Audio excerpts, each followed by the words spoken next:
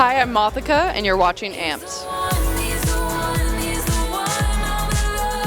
Well, just wanted to say a huge congrats on your album you released, coming up a year ago now. Woo, and it feels like even longer. I feel like I've gone through so much since that year. Yeah. Because it was August last year, wasn't it? You released it. Honestly, it was such a stellar album because you had a music video for every single song on that album. Right? I did, and I probably will never do that. But I'm so glad I tried, It's just like, it was this running joke of like, why don't smaller artists do visual albums? Yeah. And then as I was doing it, I was like, oh, I get why. There's a reason why. But it was also just like so awesome to have something you wanted to do and then just try and do it, So what was other than just wanting to do it, was there anything else that sort of motivated you to want to do like a visual album? Yeah, just the concept of this, it's called Kissing Death, and the whole record was about romanticizing death and how taboo that is, but also as growing up as a teenager, I did, and I always thought I would die at an early age, and I tried to kill myself. I didn't do it, and there's just been this weird kind of obsession with me about my own mortality, but I wanted to kind of take that power back.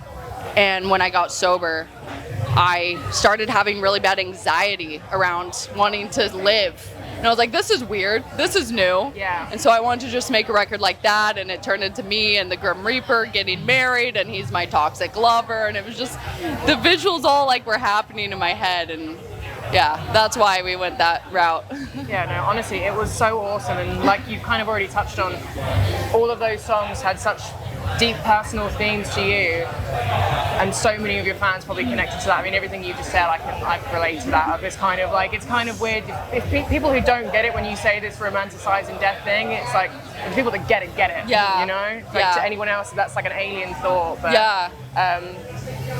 What I guess helps you kind of decide what you do and don't share when it comes to your music, publicly or with your fans? Ooh. I kind of share almost everything. I would say the only things I try to not share in my music is if it would, I don't know, it's more if I'm just not ready to process what's happened, So a lot of the things I talk about, even addiction or my assault and stuff like that, a lot of the topics even happened 10 years ago, and it almost took me that long to even share about it and be in a place. But yes, I just share, probably overshare too much, and then sometimes I come home after playing a show or being around people and I'm like, why did I say all that, No, I get that 100%. Yeah. I mean, I'm a very all or nothing kind of person as well. But I think it's really refreshing to have someone like you very much wear your heart on your sleeve. Yes. And I think, like I said, so many people appreciate that kind of candor as an artist. It's just so much more comfortable. And even when I was first learning how to play shows live, I knew I would never, my water bottle's running away. Even when I knew, when I first started performing live, I knew I couldn't pull off just being the cool girl up there, of just I felt so awkward in my skin, and that's something I've just kind of owned up to, is this messiness and just being myself. And when I overshare, it almost makes me more comfortable, because I can at least breathe a sigh of relief, you get me. And it's better than just trying to put on some, I don't know, crazy outfit. But it's funny, it's half the time I'm playing, it's my fishnets are getting caught on my safety pins, and it's just let's just own up to the fact that I don't have my shit together, and that be my thing, It's real. It's you can't mask all the time. Yes. So, I mean, you've got such a great presence on social media, and again, it kind of goes hand in hand with the fact you did a visual album.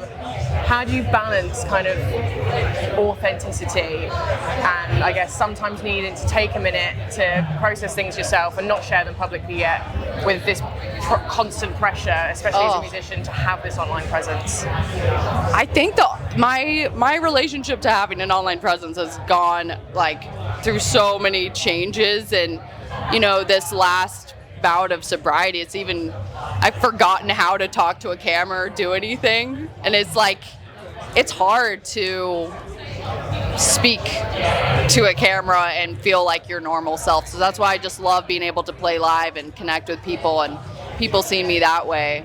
But I don't know, I was thinking about this earlier because even online you share, everyone sees the highlights, but even when you're sharing your like deepest, darkest things that have happened, like you're still sharing the milestones of that or whatever. So it's a tricky balance. Yeah. Okay, so we'll wrap things up quickly, but you mix a lot of genres within your music. If you could collaborate with any artist, who would it be and what would it sound like? Ooh. I would love to collaborate with Bad Omens. That'd be epic. We almost had a song together, a remix for their last record, but I am making a new record right now and I'm fully committed to doing my heavy rock project. So yeah. I'm gonna play one new song from it today. So depending how well that goes, you'll hear that. Test the waters. Yeah.